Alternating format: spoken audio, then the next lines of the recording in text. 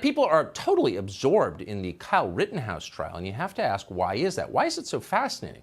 Well, part of the reason it's just so interesting is because the facts are so different from what we've been told for more than a year, completely different. And it's shocking to compare reality against the version of reality we've been force-fed. Here's one example. Just days after Rittenhouse was first arrested, that was back in August of 2020, a pro-censorship organization called PolitiFact published what it called a fact check of the case. In a posting on its website, PolitiFact claimed that Kyle Rittenhouse had committed a crime by carrying a firearm in the state of Wisconsin. Here's the quote. "It is against the law in Wisconsin for someone younger than 18 to possess a dangerous weapon, period." Now, you notice in that statement complete unwavering certainty. And this is common for PolitiFact, which issues opinions like they're edicts from God himself. They do this because the social media companies reward it. Social media companies use PolitiFact's edicts as a pretext to censor any speech online that contradicts the official line of the Democratic Party, the so-called narrative. So if PolitiFact disagrees with what you're posting, then you are by definition spreading misinformation and you must be silenced. That's how it works. So naturally, other media organizations echoed this position immediately. Kyle Rittenhouse, 17, declared the Milwaukee Journal-Sentinel, was not old enough to legally carry the assault-style rifle he had, end quote. Again, just stating it as fact. And then the entire national media followed suit and told us the same thing. The problem was, it was a lie. In fact, under Wisconsin law, which apparently no one in any newsroom in America had even bothered to check, 17-year-olds are allowed to carry rifles as long as their barrels meet a minimum length requirement, and Kyle Rittenhouse's rifle met that requirement. So no, Kyle Rittenhouse did not violate Wisconsin's gun laws. Today, even the prosecution at the trial was forced to admit that. And so immediately the judge dismissed the firearms charge. Isn't legal? It is not a short-barreled shotgun or a short-barreled rifle, yes. Either by barrel or by overall length? Correct. All right. And then count 6 is dismissed. Ooh, well, that couldn't be clearer. The prosecution is admitting in open court that it was legal. He had not committed a gun crime. And that means that for more than a year, big tech and its lackeys throughout our media have spread misinformation about Kyle Rittenhouse. Well, that's embarrassing. What are they going to say? Well, they're not going to admit it, of course. They're going to make certain you don't learn about it. Just minutes after the judge in the case dismissed the gun charge, YouTube, which is owned by Google, censored the video streams of several independent legal experts who were commenting on the trial in real time. These were knowledgeable attorneys, many of whom were critical of the obvious weaknesses in the prosecution's case. Now, hundreds of people were watching those streams at the moment they were canceled. But concerned that Americans might conclude that Kyle Rittenhouse is innocent, YouTube shut them down, citing, quote, policy violations. In other words, God forbid people think for themselves. That's not allowed anymore. If you want to know what's happening in your world, you've got MSNBC to tell you. Watch. Here we have a 17-year-old kid, underage, said he bought an AR-15 because he thought it was cool. He drove across state, had his mother drive him across state lines. He appointed himself a militia member. He goes around and he ends up unloading, what, 60 rounds? Amazing. He's blonde now. Of all the people you could find to comment on a killing, it's interesting who they chose. But just listen to the words. Consider how totally dishonest the summary you just heard is. Virtually every word is a lie. Kyle Rittenhouse wasn't a militia member. He was a lifeguard. Kyle Rittenhouse did not fire 60 rounds, not even close to that. He was not underage. As we just told you, he was in legal possession of his gun. But most amazing is the claim, which you're hearing everywhere right now, that Kyle Rittenhouse is bad because he, quote, drove across state lines. Think about that for just a second. So the very same people who have told you for years that borders are by definition white supremacy now claim it's some kind of moral offense for an American citizen to enter a contiguous state. They're making it sound like Kyle Rittenhouse snuck into a foreign land under cover of darkness to murder people. That's not quite what happened. Take a look at this map. This is Kyle Rittenhouse's drive from his mother's home in Antioch, Illinois to Kenosha, Wisconsin. It is, the map says 21. Our map program says 17 miles. Either way, probably shorter than your commute to work every morning. As Kyle Rittenhouse explained on the stand last week, when mobs set fire to Kenosha, he had every reason to want to defend the city because his father lives there. But you decided you needed to run because of the fire in the Duramax? Yes. Why? What was so urgent? It was a fire. Why did you feel that you should go around off the 59th Street car source property and put out fires? To make sure my community didn't get burnt down and help. And when you say your community, you mean Kenosha? Yes. Again, you're from Antioch. You're not living in Kenosha at this time when this all happens, right? My dad lives in Kenosha. How dare you put out fires? Well, my dad lives in Kenosha. Bet you didn't know that. Bet you hadn't heard it on CNN.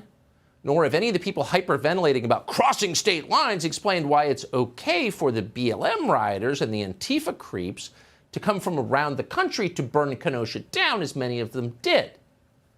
Haven't even addressed that. It's kind of weird. It wasn't a crime for them to cross state lines. We could go on, but if there's one thing this trial has taught us, it's how completely dishonest and totally misleading so many of the news accounts of what Kyle Rittenhouse did have been.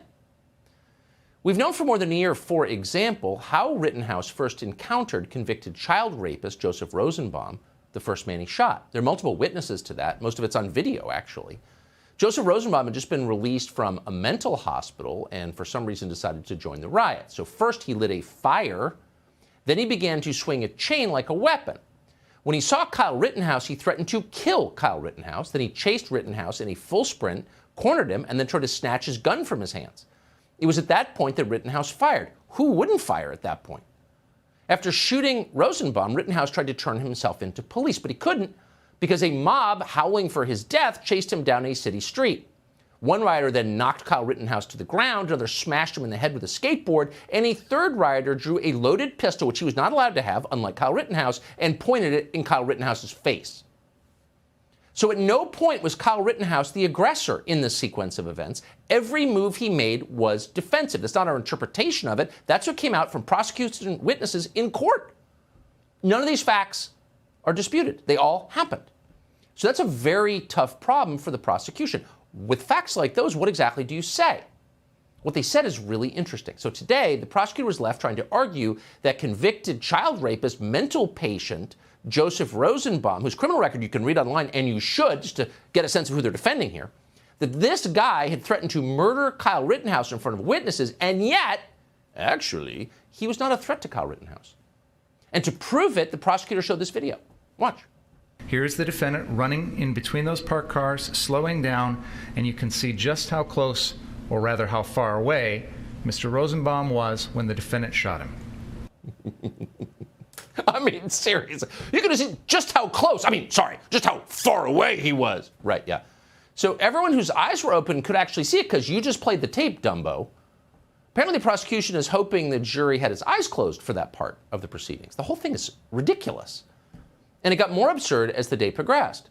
Watch that prosecutor, Thomas Binger, who's writing these names anyway, explain that if you take steps to defend yourself, you have by definition given up your right to self-defense. They have to convince you that Joseph Rosenbaum was going to take that gun and use it on the defendant because they know you can't claim self-defense against an unarmed man like this. You lose the right to self-defense when you're the one who brought the gun. Who's writing the rules here? Let's just pause for a second and go through what he said. There's no such thing as self-defense against a man who has no gun. Really? Well, according to the federal government's own statistics, far more people in this country are beaten to death every year than are killed by AR-15s. So that is a, by definition, ridiculous claim. If an ex-con with a history of violent crime informs you that he is going to murder you and then tries to grab your gun from your hands, you are allowed to respond. In fact, you have to respond because it would be suicidal not to, obviously. But as a legal matter, all that matters here is whether Kyle Rittenhouse reasonably believed that his life was in danger. And of course he believed that. Why wouldn't he? You would believe that too if you were him. But it's the second part of the prosecutor's lie that tells you the most about how these people think. Here's the quote. You lose the right to self-defense when you're the one that brought the gun. Really, Mr. Binger? So no one with a concealed carry permit is allowed to defend himself? What's the point of having a gun if you can't save your own life with it? Well, that's exactly what they're telling you. They're telling you don't have that right. You have no right to resist. That's the whole point of this whole proceeding. So the next time BLM sweeps into your town, your neighborhood, your house, to burn and loot and brandish weapons, you had better not try to protect yourself or your family. Try to protect yourself or your family, and we will charge you with murder. And while we're at it, we'll have the national media call you racist. In the court of public opinion, they're really arguing that white men, especially white men with a gun, are allowed and have the space to defend and protect a country and a social order that keeps them at the top, and a country that they stole from indigenous folks and built with Black people's labor. The media is participating and perpetuating this charade because, as far as I can tell, the only reason why any of this is allowed is because of the whiteness of it all. So who emptied the gender studies department and put them all on television all at once? How destructive is this to the country? Seriously, putting crap like that on television. If you're wondering, can they racialize anything? The answer is yes, they can. In this case, there is, to restate the obvious, no racial angle to the story. And if you're looking for proof, consider the fact that everybody involved in the story is the same color. And in fact, in point of fact, the only bigot on the scene appears to have been Joseph Rosenbaum, the child rapist. For some reason, and it's on video, don't take our word for it, Rosenbaum kept screaming the N-word. Huh? And yet it's Kyle Rittenhouse who Joe Biden accused of being a white supremacist on the basis of no evidence whatsoever. And let's hope at some point he gets sued for that. Now they're calling the judge the same thing too. Watch. Let's hope for 1 o'clock. I don't know. Hope the Asian food isn't coming. Isn't on one of those boats in Long Beach Harbor. Yes, that was the judge making an off-color joke about Asian food during a murder trial. I want to ask you, how unusual is the judge's conduct currently? Well, I think some of the things were way out of line. You know, the comment about the Asian food, for example. Oh, yeah, that's racist. But really, it's only racist if you're exercising your right to self-defense or if you're trying to conduct a fair trial, if you don't inject equity into the trial and judge people on the basis of their skin color rather than what they actually did. If you dare to do that in this post-equity country, this post-BLM nation, you are by definition a racist. So they won't admit to the public that they lied to all of us for more than a year, so this is all they have left. You're a racist. MSNBC is by far the worst offender. It's shocking, actually, when you look at it carefully. But it's not the only offender. They're all doing this. CNN's so-called race and equity team. Can you even imagine what those people are like?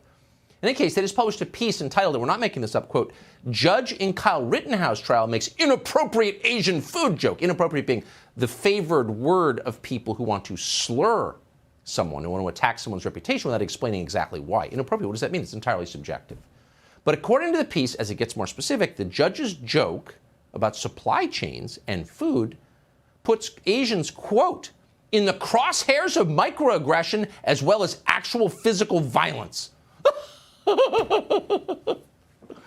So when you make a joke about Chinese takeout, which, by the way, if you were a bigot, you probably wouldn't be eating in the first place, but if you dare to make that joke, you're dangerous. If you're the judge and you haven't already unilaterally given Kyle Rittenhouse the death penalty for offending MSNBC and Joe Scarborough, then you're a physical threat to Asian people. These people are demented, and they're dangerous, and that kind of talk degrades the social fabric faster than anything you can imagine. But if you're looking for true crazy, no one beats the race lady over at MSNBC.